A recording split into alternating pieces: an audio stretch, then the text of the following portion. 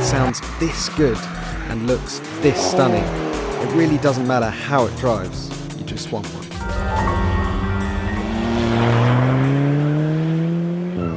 But the Alfa 4C is so much more than just a very pretty face. You see, under this flamboyant bodywork is a carbon fibre monocoque, a little bit like the one you might find on the McLaren 12C or the Porsche 918 Spider, and that, along with other weight-saving measures like these controversial naked front headlights, mean it weighs just 895 kilograms without fluids or passengers on board, and that's not very much at all. And as we all know, little weight leads to better fuel economy, sharper handling, and most of all, more fun.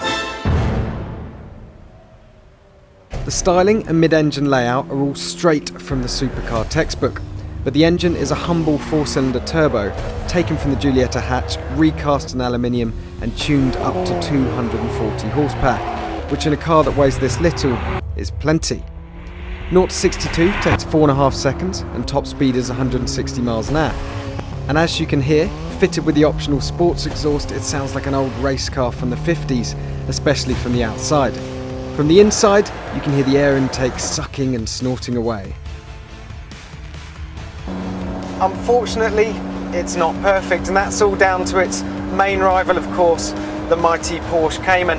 It was always going to have a tough time matching that car's naturally aspirated 6-cylinder engine with the 4-cylinder turbo here, but it does a good job of it. On track, where you can keep the turbos lit up, it is absolutely ballistically fast. But here, on real roads, with real corners, throttle response, well, it could be a little crisper, and there's definite turbo lag you can feel there. It's the same story with the twin-clutch TCT gearbox, which can't quite match the reactions of Porsche's PDK. Upshifts, well, they're brutally fast, 130 milliseconds, but downshifts, when you want it to switch down as you're piling into a fast corner, well, it feels a little bit reluctant and doesn't do it quite quick enough.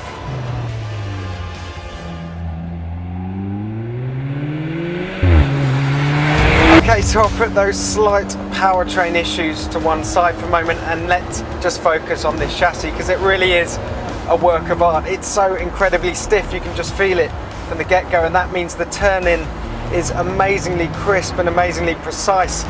There's tons and tons of grip, so you can just throw it around, do whatever you want with it in the corners.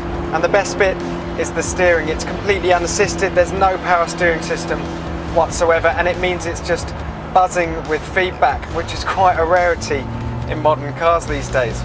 The other thing is the ride. I mean, for a car like this, you'd expect every little bump to be transmitted through the bottom of your seat, but it isn't. It's really nice and smooth and flows beautifully.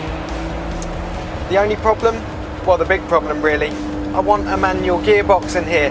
This auto is all well and good, and yes, it's slightly faster around the track, but with a car this emotional, I want that connection to the driving experience, and it's not here. There's no stereo or aircon either, if you ask Alfa to delete them for free, that is. But there are 4 driving modes to choose from: dynamic, natural, all-weather and race. Unlike some supercars, race isn't too aggressive either and sharpens up the gearbox nicely.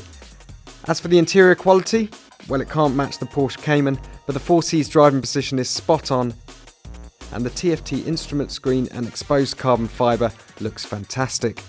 But have Alfa done enough? Well, the answer is yes and no.